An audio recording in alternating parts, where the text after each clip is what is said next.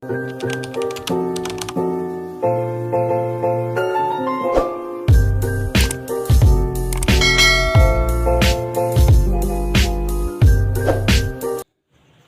assalamualaikum warahmatullahi wabarakatuh. Kembali lagi di channel Mams Dima dan Aktar, teman-teman. Nah, ini pagi-pagi sekali saya udah bangun ya teman-teman, dan sudah mulai kegiatan saya. Hari ini saya itu mau berbagi tips kepada teman-teman bagaimana caranya supaya kita tetap semangat mengerjakan pekerjaan rumah walaupun lagi dilanda stres ya teman-teman. Hari ini saya mau berbagi tips bagaimana cara saya beres-beres rumah pada saat saya lagi stres ya teman-teman, atau lagi malas. Tapi sebelum saya lanjut, saya mau menyapa teman-teman semua. Halo teman-teman, apa kabar? Semoga hari ini teman-teman sehat-sehat sama seperti saya ya, dan dilancarkan aktivitasnya hari ini. Amin amin amin. Dan saya mau lanjutkan ya teman-teman. Sekilas kita melihat pekerjaan ibu rumah tangga itu gampang ya, dan merasa itu sepele. Padahal pekerjaan ibu rumah tangga itu pekerjaan yang paling membosankan dan gak pernah ada berhentinya teman-teman. Belum lagi kalau kita kena badai pikiran, stres melanda hati, badan ditimpa penyakit, semualah numpuk di badan. Ditambah lagi kadang-kadang anak itu rewel ya, gak tahu lagi harus bilang apa. Belum lagi masalah ekonomi, belum lagi yang lain-lainnya, dan pokoknya semuanya lah ya teman-teman.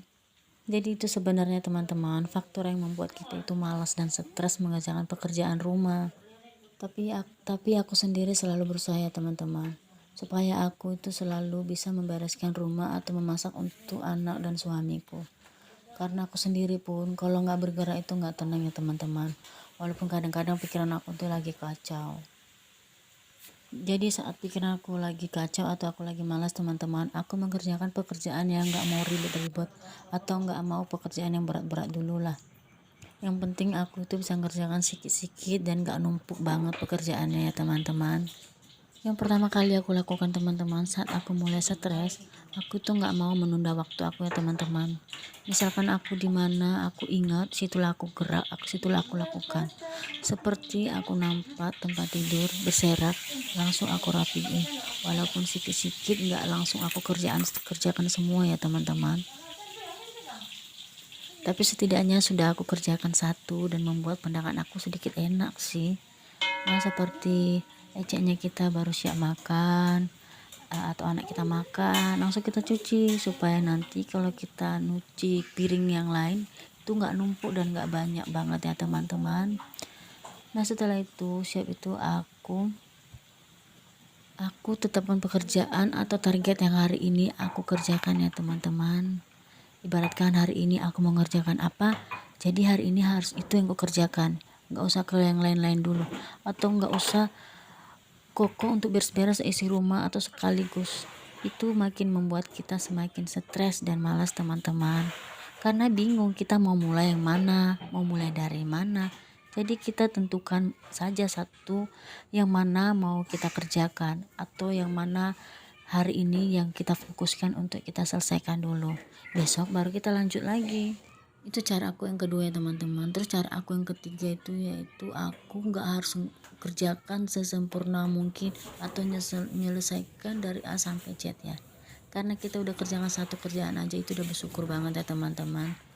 Jadi nggak harus rapi sekaligus, bersih sekaligus. Ya mana hari ini kita targetkan ya itu yang kita selesaikan ya teman-teman, supaya kita pun gak cepat kelelahan dan membuat mood kita gak enak ya teman-teman. Karena kalau kita udah capek, akhirnya kita itu berhenti mendadak dan jadinya malas. Karena itu udah saya kerjakan, udah saya rasakan tiap hari ya teman-teman. Kadang-kadang saya itu kokoh banget ingin menyelesaikan pekerjaan satu hari, ngerapiin rumah satu hari supaya kalau Pak suami pulang kerja itu semangat. Tapi kadang-kadang badan gak mendukung kita ya teman-teman, karena bukan hanya beres-beres rumah aja yang kita kerjakan, belum lagi ngurus anak, belum lagi kalau kita itu harus kerja ekstra seperti ada kerjaan sampingan ya teman-teman. Jadi kerjakan semampu kita aja ya teman-teman. Kecuali kalau memang kita harus diwajibkan, seperti mana tahu ada tamu, jadi kita harus bereskan rumah supaya terlihat rapi ya. Dan cara saya yang terakhir teman-teman, kalau saya udah mulai stres itu, Itu jangan meletakkan barang sembarangan atau perlengkapan-perlengkapan yang mau kita gunakan saat kita mengerjakan pekerjaan ya teman-teman. Seperti misalnya itu pel-pelan, sapu, gosokan, atau pembersih-pembersih lainnya atau sabun-sabunnya teman-teman. Kenapa?